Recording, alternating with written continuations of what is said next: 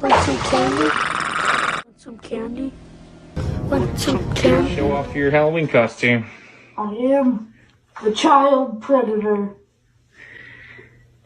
Yeah, we're gonna need a new name. Sounds good to me.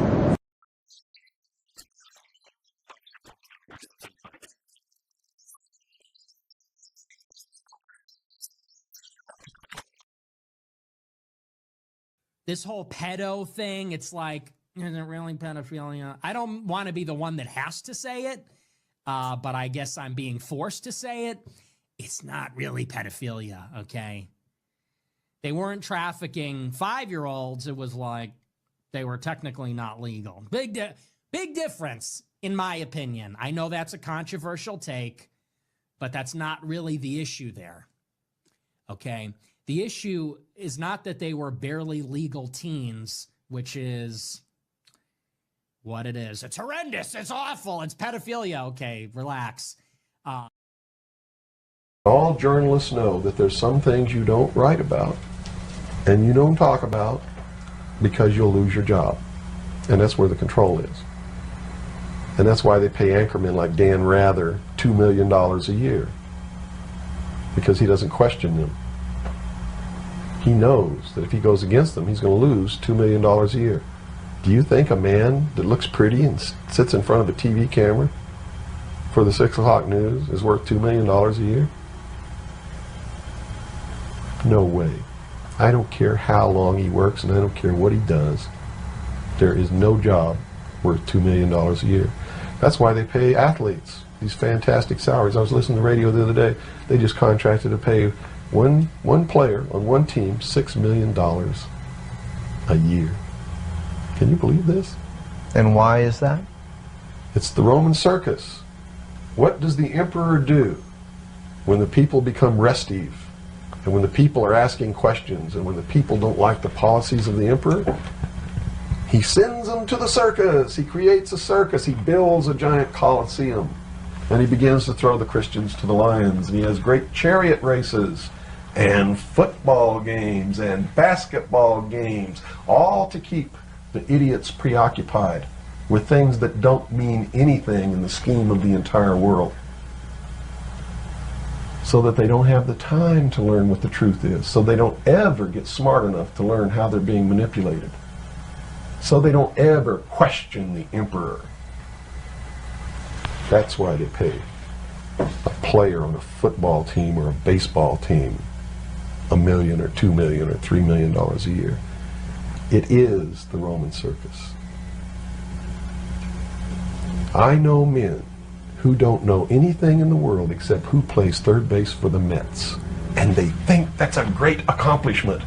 And they meet and pat each other on the back and bond and go have cocktails and talk about what this guy that plays third base for the Mets did in last night's game. It's sad. It's really sad.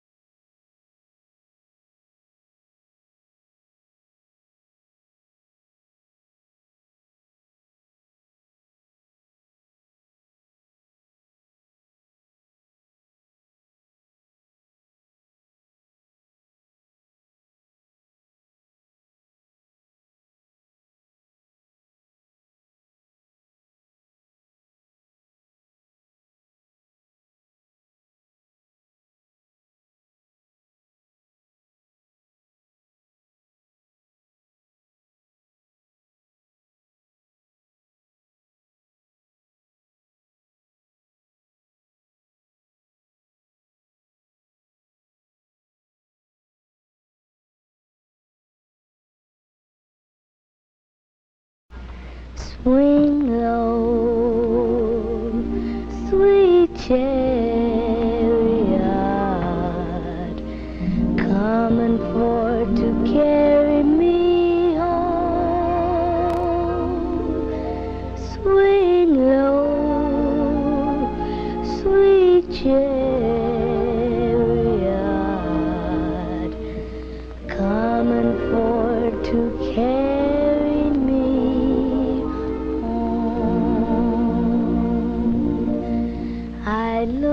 of Jordan, and what did I see?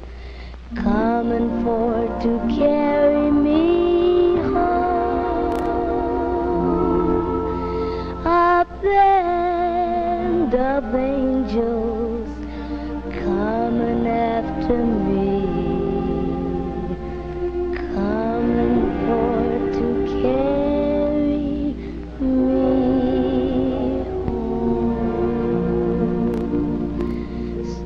If you get there before I do, coming for to carry me home.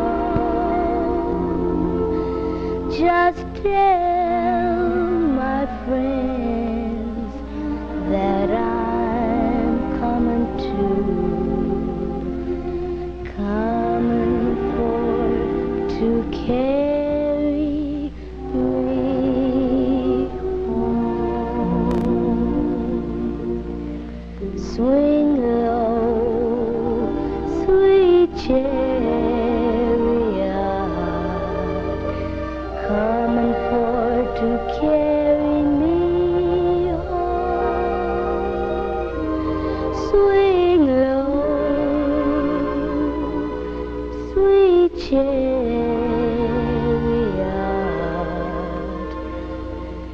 coming for to carry me home.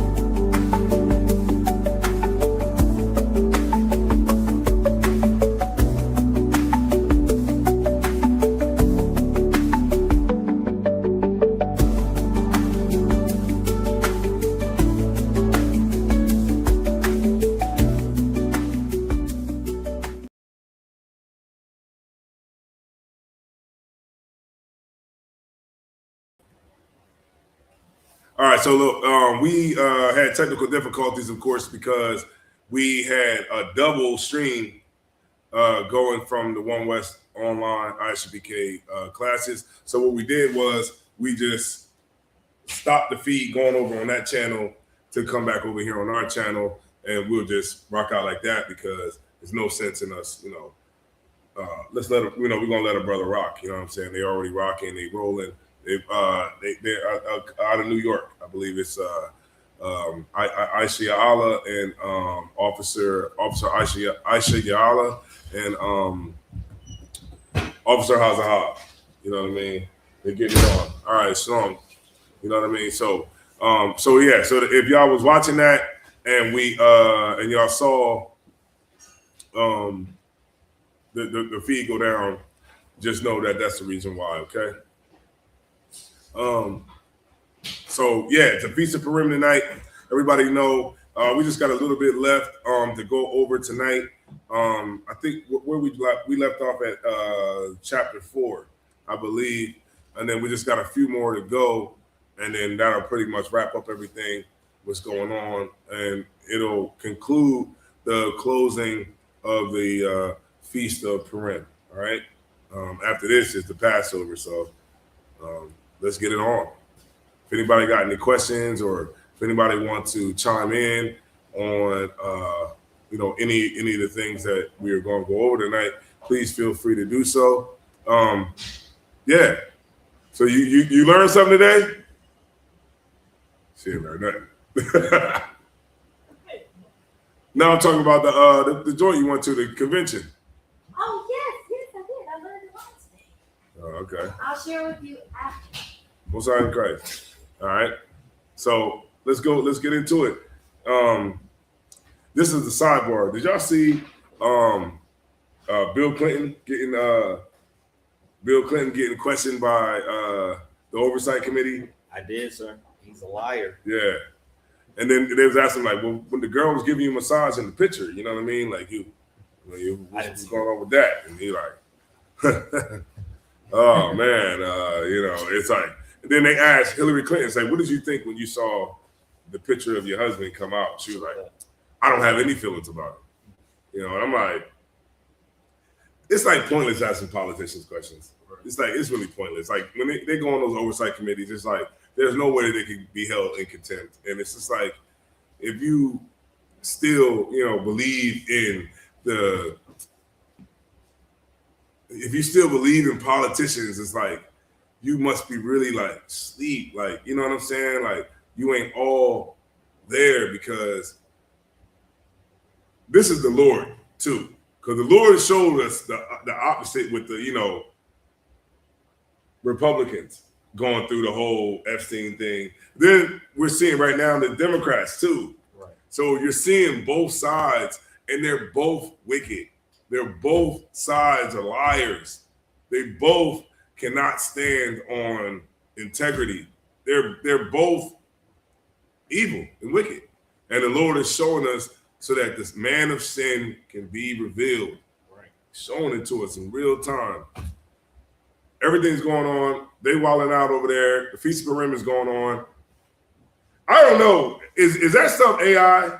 That all these bombs and all that kind of stuff going on? Is that really like the videos that are coming from Iran? Shooting these missiles over into, or is it AI? I don't know. It's kind of hard to tell. If I could, it's kind of matching up with what I've been hearing as far as I've been watching like different outlets that actually interview like analysts or weapons inspectors of the past, like a guy named Scott Ritter that was with, I believe it was, I don't know which branch in the military, but I had talked about him before. But he had said something similar of what they were going to do based off of like plans that they would have and what they'd be able to do. And so far they've been doing it, and that's based on the videos I've seen. It kind of seems like what they're doing. But yeah, they actually hit Dubai. They actually hit Qatar or Qatar rather. Well, why would they hit Dubai though? Because there was a CIA. Apparently, there was a CIA base of operations there, and they had, as they call it, actionable intelligence about it. So they hit that, and then they're hitting the other Emirates that have been aiding America because there's bases and other, I guess, like satellites that are able to detect their missiles and give warnings. So they were destroying those as well, and then they moved over and started, busting Israel's behind that. So you don't think it's AI? I don't think it's AI. I think there was a video of an Israeli or something like that showing that there was a missile in his kitchen that didn't explode. AI gotta be like satanic. It gotta be, because like, how can you make a fake reality simulation that a computer makes up, right, that closely mirrors real life like that? It got me a couple times, sir. Like you can literally be like, show me Israel getting bombed by Iran, right? And I want to see missiles, fall in every single place, and then that person put that out, and then the video goes viral, right? And really, it's not actually really true. All right, no sweat. Let's get it on. Feast of Purim, where we at? We left off in chapter 4. Okay, chapter 4. Sir, I believe we left off at. Well, you know what? I'm not even going to guess. I see I still have it up on the screen, verse 3 and 4. It's still up. Oh, okay.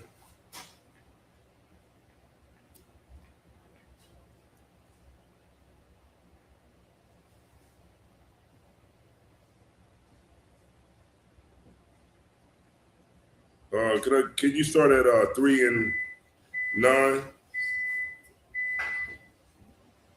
Okay. This is the book of Esther, chapter 3, verse 9. If it please the king, let it be written that they may be destroyed. And I will.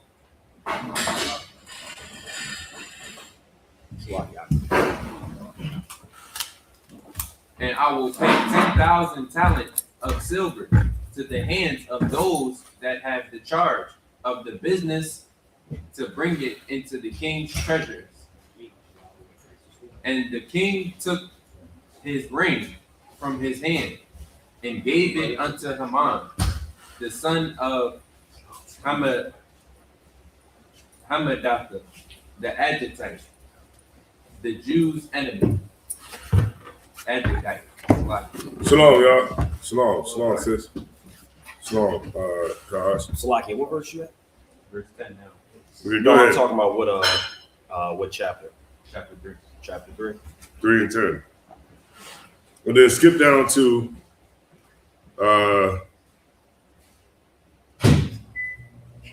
13. Kawakan. 3:13. Verse 13.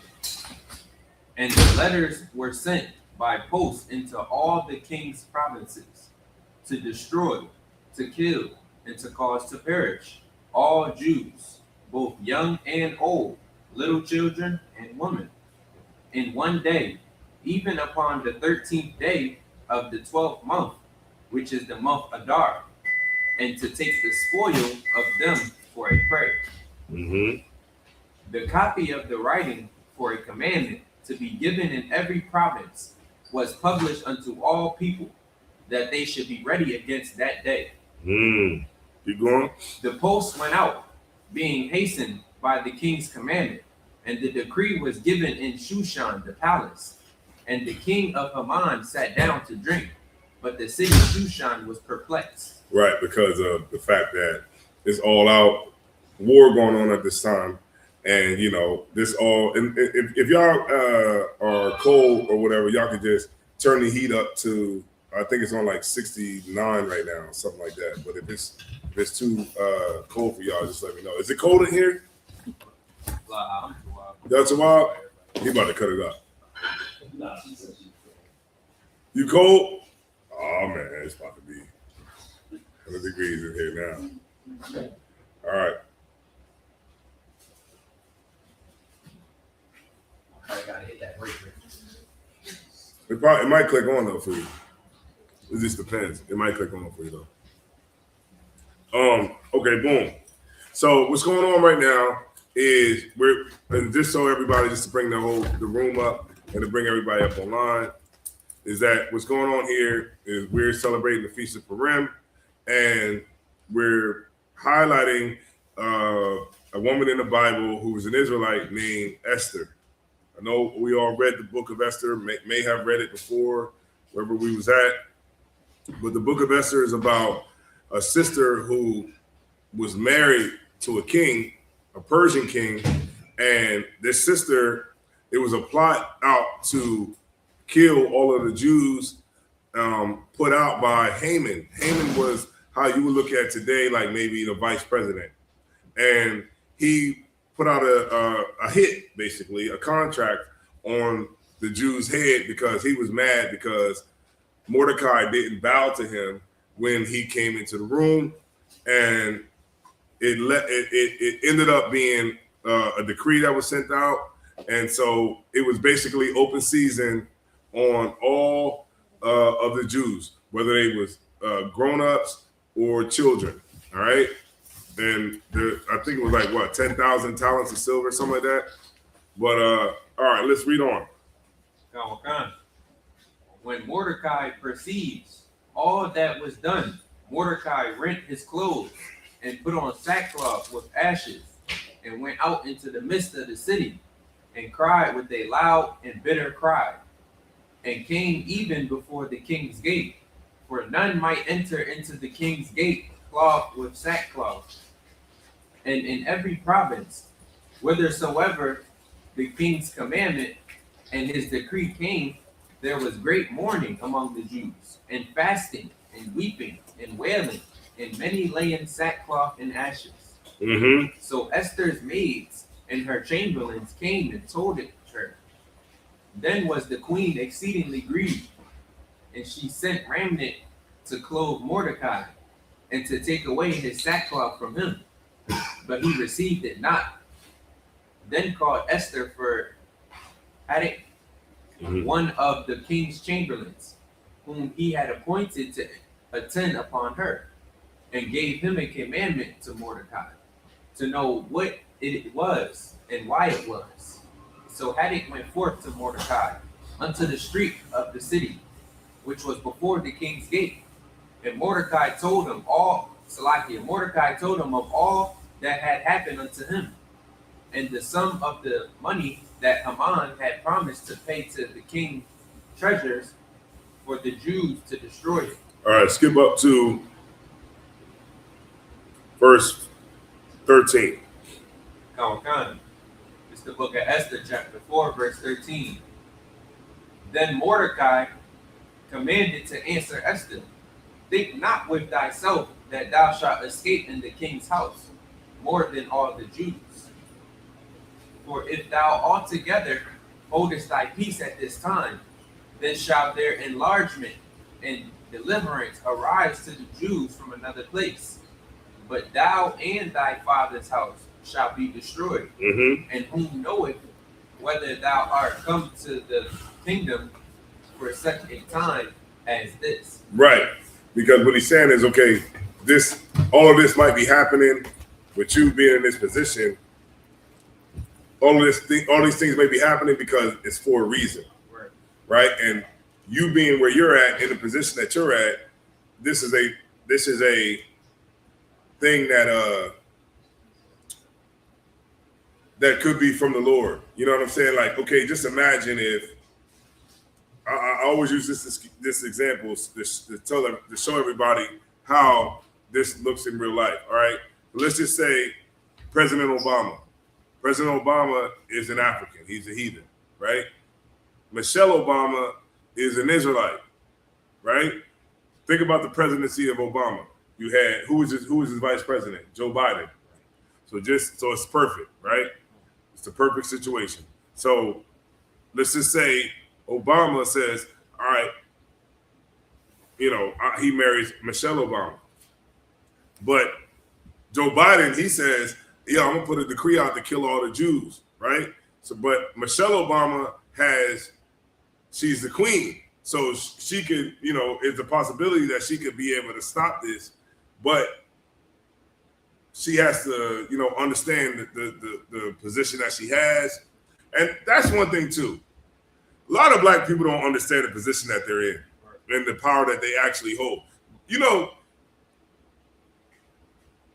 What's his name? Michael Jordan. Michael Jordan has never said anything about a black issue. You notice that? It came out. Remember when it came out, he was all doing all this to the little white boy. Yeah, you see that, right? But okay, when has he ever came out and said anything about black people? Like, think about the Trayvon Martins and the Alton Sterlings of the world. What's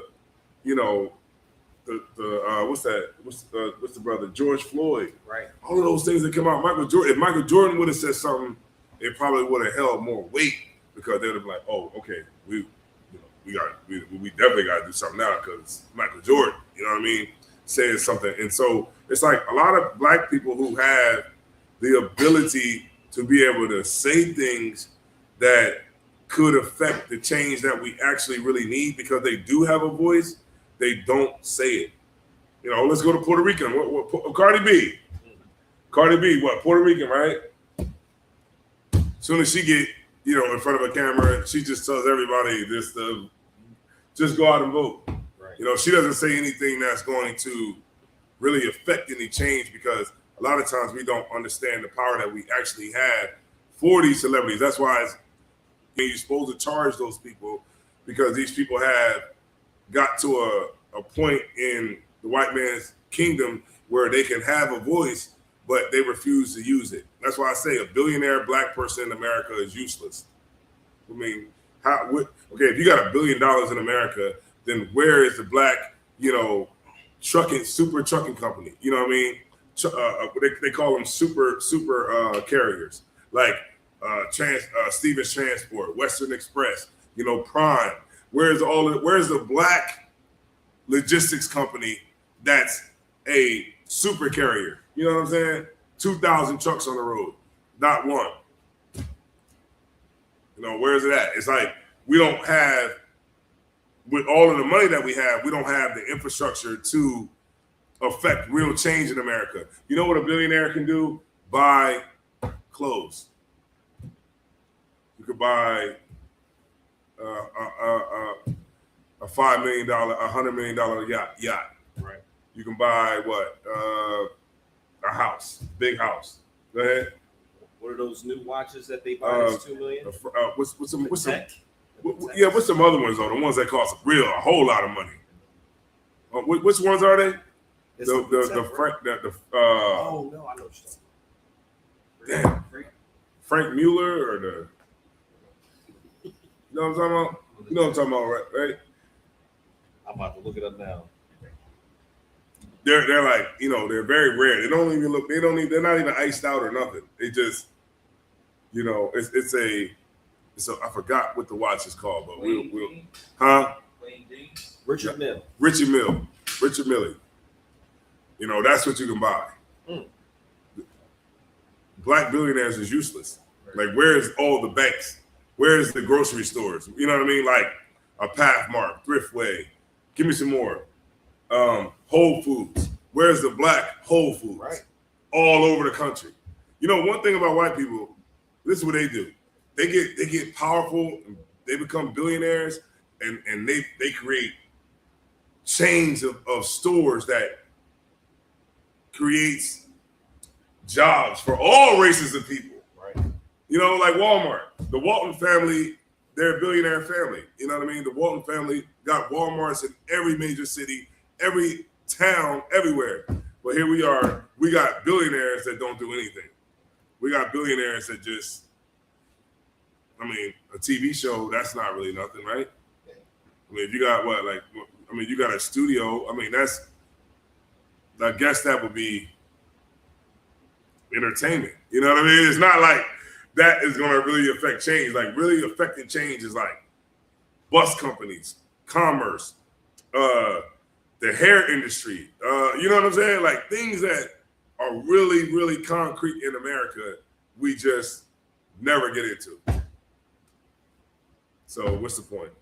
A nigga with money is just a nigga that can just buy a bunch of stuff more than everybody else is poor. Go ahead. Now I'm gonna check these numbers later, if I could, sir. It says building a new hospital typically costs between $420 and $1,100 per square foot, with a total project cost often ranging from $88 million to over $200 million of a moderate-sized facility. So, black billionaires could have been funded a hospital. Yeah. Raised the money with a concert or something.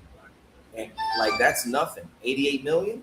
Yeah, we could have been did that. We throw $50,000 a week, you know, at one hoe's foot in the strip club. You know what I mean? We throw that at her foot. You know what I mean? In the strip club. Because we have the money. Black money has never been black people's issue. Because we do have money, right?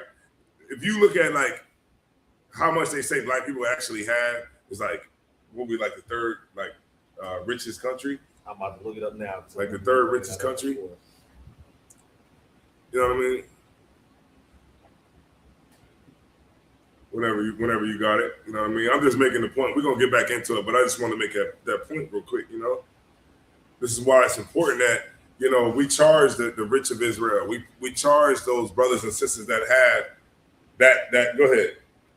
It says black, and this is the AI overview, multiple sources pulling in this information. Black consumer spending power in the U.S. is significant and rapidly growing, with estimates placing it between 1.6 trillion and 1.98 trillion annually as of 2024 to 2025. Yeah, so $1 trillion in spending power. Go ahead. Like, that's America's whole debt. Yeah, That's their whole debt. Yeah. The problem was with Martin Luther King.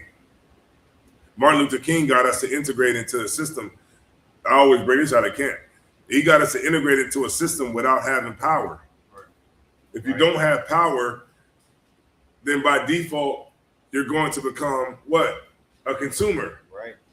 Right. So if you don't have, like the Chinese, integration works for Chinese. Arabs, it works for them. East Indians, it works for them. Why? Because they have power and they're entering into integration with power. Because guess what? Donald Trump knows that if he treats Chinese people like he treats niggas in America, Xi Jinping will stick a nuke up his ass. Right? Salaki for my language. Right, no. But you get my point. He knows that. He knows that I can't do Chinese people like this or Japanese people like this because their leaders will retaliate. Same thing with the Arab world. They know, hey, if we start treating Arabs like we treat niggas, then this might happen. It's consequences and repercussions to it. So they don't treat those people like that. But who else do you have integrated into this system? You have black people integrated into the system. So black people, where's their military? Where's the black economy as far as money is concerned? Where's the dollar that has Nat Turner on it? There ain't none. So what has happened? That means that all the nations that do have power is going to have power over you. That's why we had $1 billion industry on hair care for black women. That's why they had $1 billion industry on nail care for black women. That's why they have, they get billions and billions and billions of dollars off of the things that we use, right? And they get it annually because there is no protection for black and brown people. That's it. And we integrated into the system. So Martin Luther King was the worst thing that ever happened to black people. Was because he convinced us that our power lied in trying to convince white people that we were human and that we should, be accepted by them. And because of that, our restaurants closed. Our hospitals closed. Right. We were self-made. We were self-made. Now you got to get a certificate from the white man to say that you're a doctor. Now you got to get a certificate for him to say you was an engineer. What was we doing back in the 30s? I remember a sister told me this, right?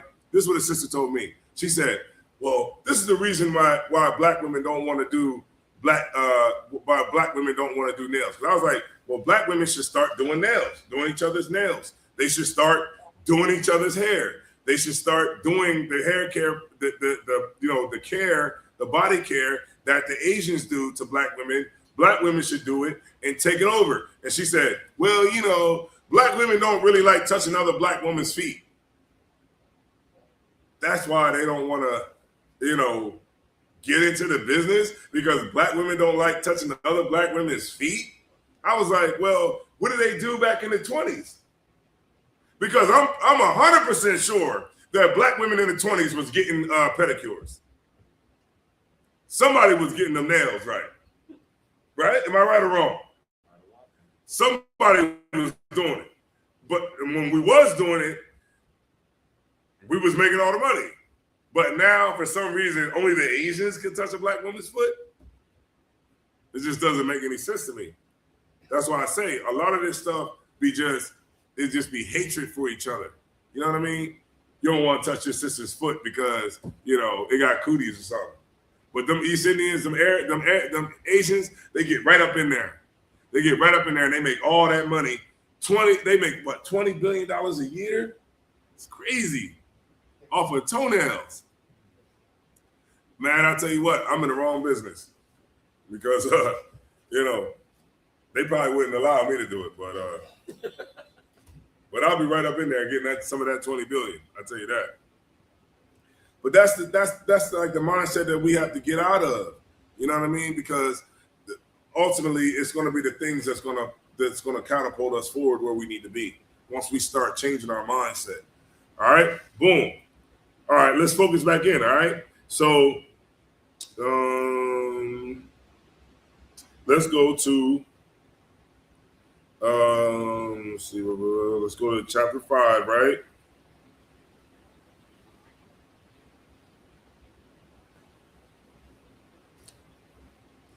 Okay, hold on.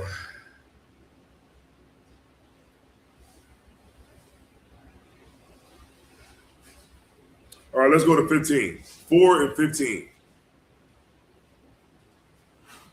The book of Esther, chapter 4, verse 15. Uh-huh.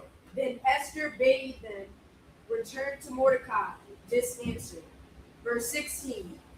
Go, gather together all the Jews that are present in Shushan, Uh-huh. and fast ye for me. And Yeah. neither. Oh, yeah. So what's happening is Esther sees what's going on, so she tells the Jews to fast. You know what I mean? To fast and to pray.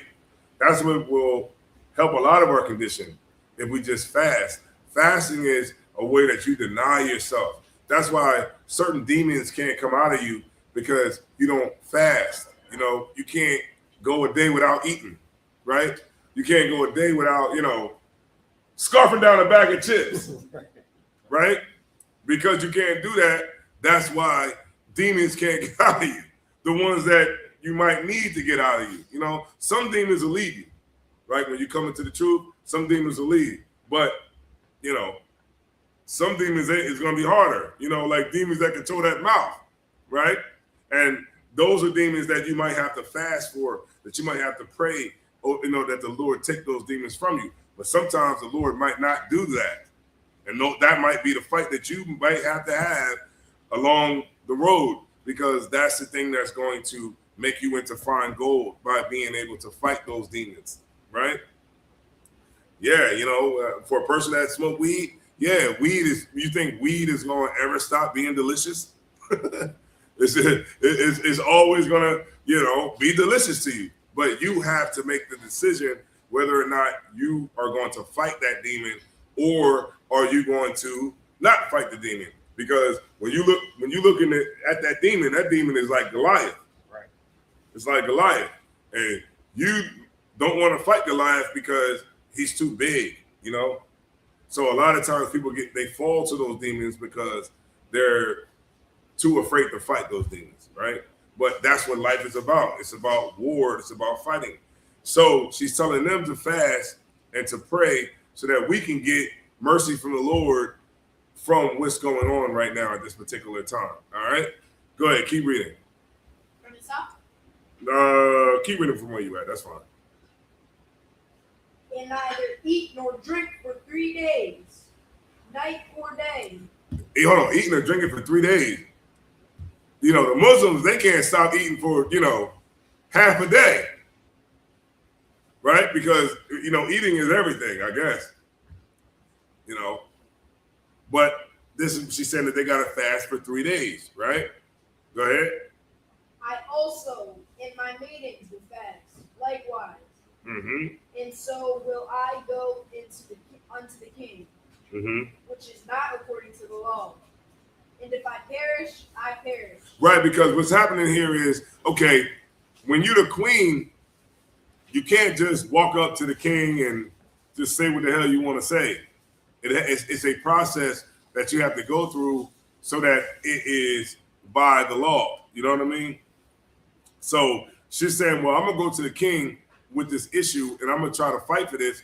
But if I perish, I perish. If I die, I die, because what I'm doing is dangerous, but I got to do it nonetheless. All right? Boom. Go to 5 and 1. The book of Esther, chapter 5, verse 1. Now it came to pass on the 3rd day that Esther put on her royal apparel and stood in the inner court of the king's house, over against the king's house. And the king sat upon his royal throne in the royal house, over against the gate of the house. Verse 2. And it was so, when the king saw Esther, the queen, standing in the court, that she obtained favor in his sight. Mm-hmm. And the king held out to Esther the golden scepter that was in his hand. So Esther drew near and touched the top of the scepter. Verse 3. Then the king unto her, what wilt thou, Queen Esther? And what is thy request? It shall be given to thee to half the king of the kingdom. Verse 4. And Esther answered, if it seem good unto the king, let the king and Haman come to to this day unto the banquet that I had prepared for him. Verse 5. Then the king said, cause Haman to make haste, that he may do as Esther hath said. So the king and Haman came to the banquet that Esther had prepared. Mm-hmm. Verse 6. Hold on, let me see.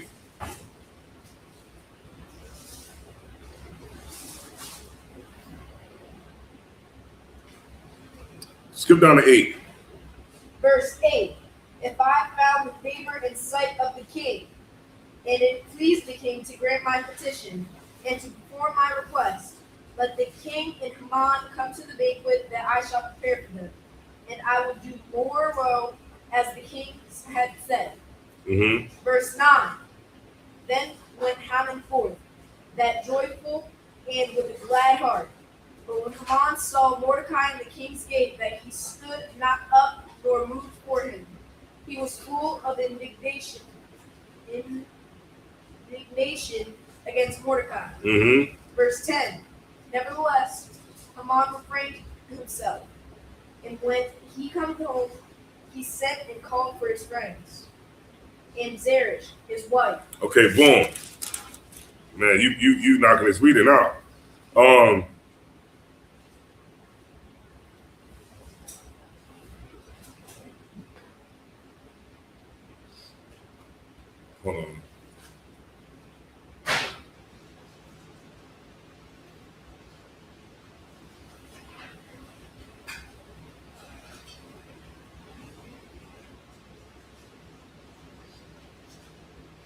Okay, let me see. I might have to skip you up for time's sake.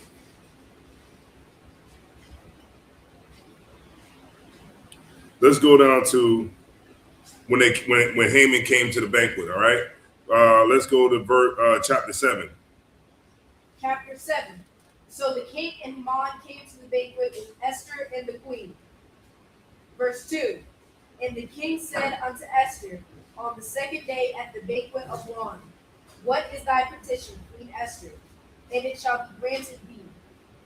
And what is thy request? And it shall be performed, even to half of the kingdom. Verse 3. Then Esther the queen answered and said, if I have found favor in thy sight, O king, and if it please the king, let my life be given me at my petition, and my people at my request. Verse 4. For we are sold, I and my people, to be destroyed, to be slain, and to perish. Mm-hmm. But if we had been sold for bondmen and bondwomen, I had held my tongue, although the enemy could not countervail the king's damage. Damn, he's reading great. I didn't know he was gonna get that countervail. I didn't know he was gonna get that. But okay, that's another point. Go ahead. Verse 5. Then the king Ahasuerus answered and said unto Esther the queen, who is he, and where is he, that dares presume in his heart to do so? Verse 6. And Esther said, the adversary and enemy is this wicked Haman. Then Haman was afraid before the king and the queen. Most High in Christ. So she's saying like, okay, this is what's going on. You know, we're sold, and these atrocities are happening to us. And then then she leads it up to saying that this is my people, and this is Haman who's behind it. All right. And now Haman is scared because of what? This is the queen. All right. Keep going. Where was you at? Let them know where you at. Or who want to keep going? You want to keep going? Okay, Most High in Christ. Great reading too. How old are you? Damn. Most High in Christ. Damn. Every brother's older than him. They be like, hey. I'm like, duh. Go ahead. I'm brothers. Oh, God. It's the book of Esther, chapter 7, verse 7. And the king arising from the banquet of wine in his wrath went into the palace garden, and Haman stood up to make request for his life to Esther the queen, for he saw that there was evil determined against him by the king. Then the king returned out of the palace garden, into the place of the banquet Mhm. of wine. And Haman was fallen upon the bed whereon Esther was. Then said the king, will he force the queen also before me in the house? As the word went out of the king's mouth, they covered Haman's face. Yeah, they grabbed him and they started, you know what I mean? He's trying to fight, but they grabbed him and put something over his face, all right? Right? Let's skip up to 8. Verse 8, chapter 8. Khan. This is the book of Esther, chapter 8, verse 1. On that day did the king Cyrus give the house of Haman the Jews, enemy unto Esther the queen. And Mordecai came before the king, for Esther had told what he was unto her. And the king took off his ring, which he had taken from Haman, and gave it unto Mordecai. Oh, I'm sorry. My bad. Could you go back to 7 and 9? I forgot. I skipped up and I left out that part. I think it'd be good for everybody to understand what's going on here. It's 7 and 9, please. This is the book of Esther, chapter 7, verse 9. And Harbonah, one of the chamberlains, said before the king, behold, also the gallows 50 cubits high, which Haman had made for Mordecai, who had spoken good for the king, standeth in the house of Haman. Then the king said, hang him thereon. Mm-hmm. So they hanged Haman on the gallows that he had prepared for Mordecai. Then was the king's wrath pacified. Ooh, see that? See what this sister did? She was able to flip the script, how we would say today. Go ahead. Khan. The book of Esther, chapter 8, verse 1. On that day did the king of Cyrus give the house of Haman the Jews, enemy unto Esther the queen. And Mordecai came before the king, for Esther had told what he was unto her. And the king took off his ring, which he had taken from Haman, and gave it unto Mordecai. And Esther set Mordecai over the house of Haman. Yeah, because imagine that if you the king, right, and your wife come to you and say that the dude that you employ is trying to kill off all her people. You know what I'm saying? Like, it's like, your rib is, Mexican or Puerto Rican or something, and then it come out that like the dude that you hired to be under you is trying to kill all the Puerto Ricans off. It's like, what? That's my rib. Nah, yeah, kill all her people off. Then she's the only one left. Nah, we ain't doing that. And this is why the script got flipped on him. You know what I mean? He got hung on the same gallows that he had prepared for Mordecai.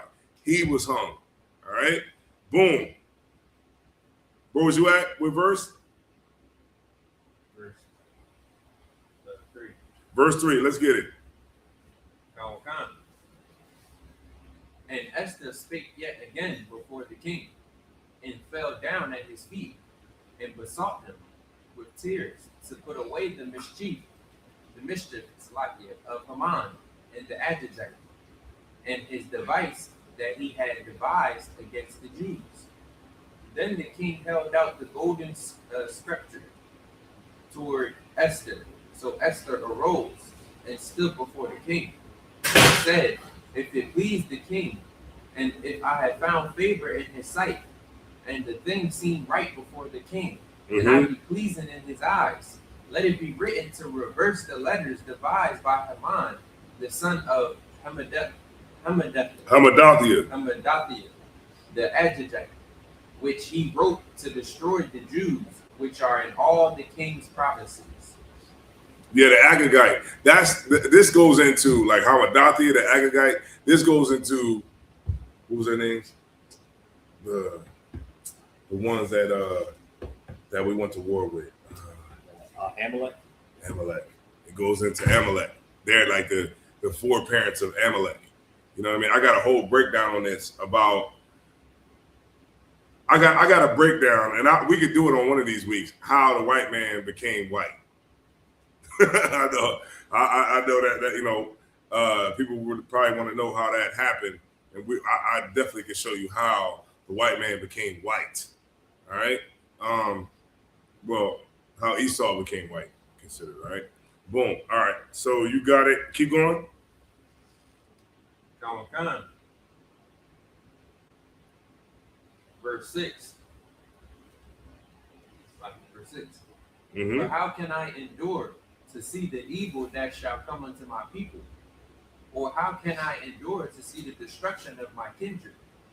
Then the king Cyrus said unto Esther, the queen, and to Mordecai the Jew, Behold, I have given Esther the house of Haman, and him they have hanged upon the gallows, because he laid his hand upon the Jews. Write ye also for the Jews as it liketh you, in the king's name, and seal it with the king's ring. For the writing which is written in the king's name and sealed with the king's ring may no man reverse. Mm-hmm. Then were the king's scribes called at that time in the 3rd month, that is the month Sivan, on the 23rd day thereof. And it was written according to all that Mordecai commanded unto the Jews, and to the lieutenants, and the deputies, and rulers of the provinces which are from India unto Ethiopia, 127 provinces, unto every province according to the writing thereof, and unto every people after their language, and to the Jews according to their writing, and according to their language. And he wrote in the king Cyrus' name, and sealed it with the king's ring, and sent letters by post on horseback, and riders on mules, camels, and young dromedaries, wherein the king granted the Jews which were in every city to gather themselves together, and to stand for their life, to destroy, to slay, and to cause to perish all the power of the people and province that would assault them, both little ones and women, to take the spoil of them for a prey. Upon one day, in all provinces of King Cyrus, namely upon the 13th day of the 12th month, which is the month Adar, the copy of the writing for a commandment to be given in every province was published unto all people, and that the Jews should be ready against that day to avenge themselves on their enemies. I believe it's Esther. It starts Esther 9 and 20. So I'll go back. I'll go back. Okay, let me see.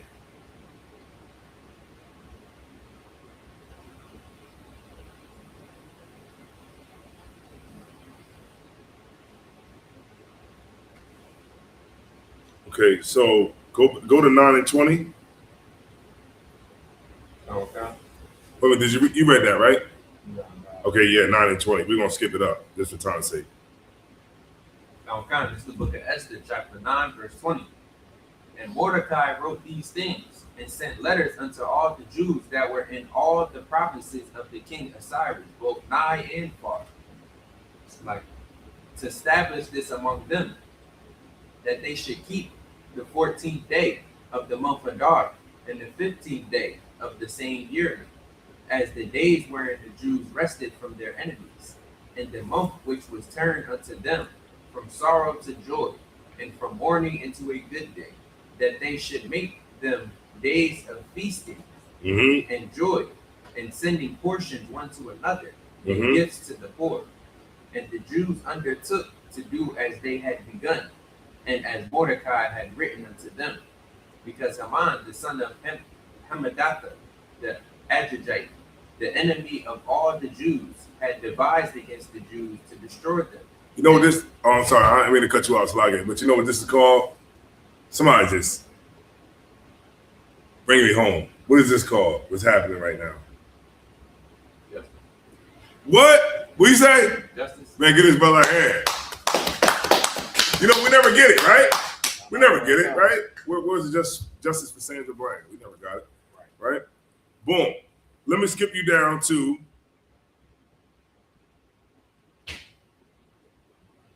25. 9 and 25. Verse 25. But when Esther came before the king, he commanded by letters that his wicked device, which he devised against the Jews, should return upon his own head, and that he and his son should be hanged on the gallows, wherein they called these days Purim. Say that one more time. Wherein they called these days Purim, Mm-hmm. after the name of Pur. Therefore, for all the words of this letter, and of that which they had seen concerning this matter, and which had come unto them, the Jews ordained. There you go, man.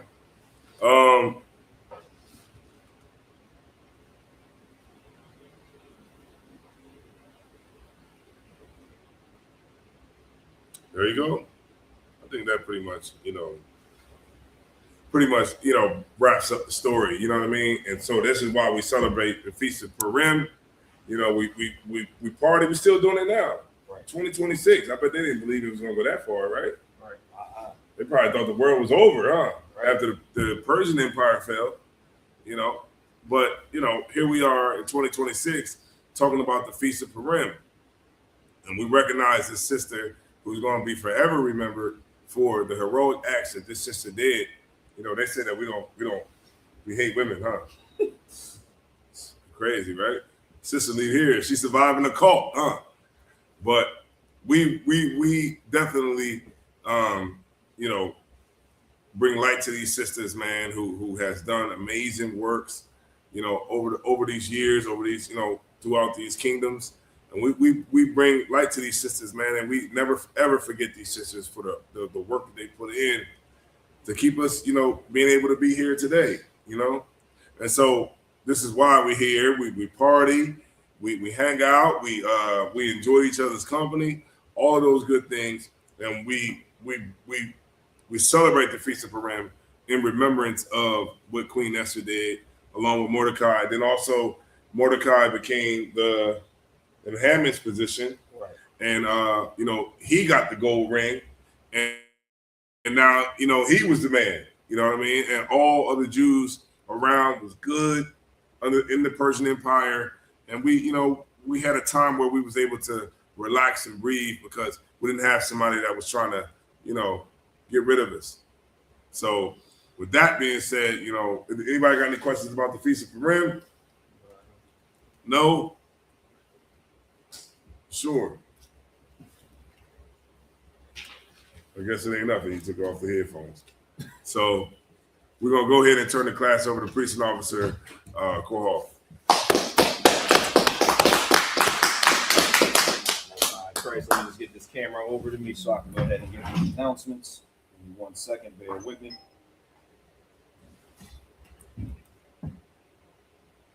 Sorry, Christ. I need to update for us in a second.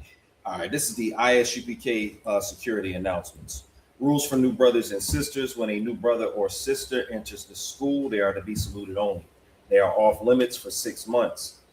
They are here to shed themselves of the world.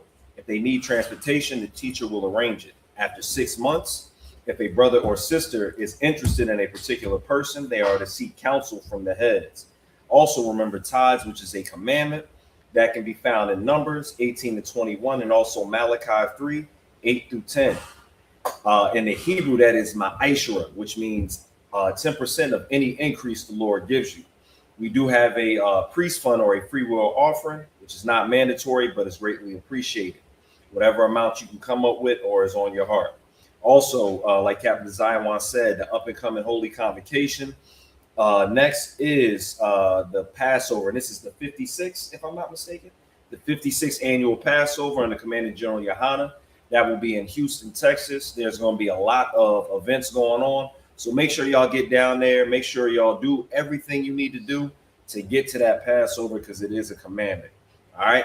If you want to be a trooper in the school, remember to wear black boots, pants, shirt, and headband. And with that being said, man of Israel, a Maijim, which means to stand.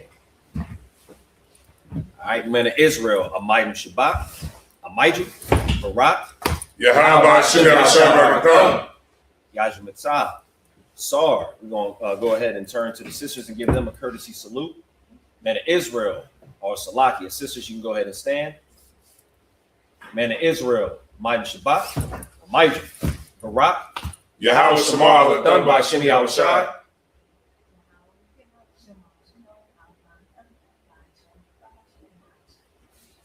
Let her know what that means Lord bless you and watch over you in the name of Yahweh Shai, which the world so ignorantly calls Jesus Christ. All right. Yajim Atah, class dismissed.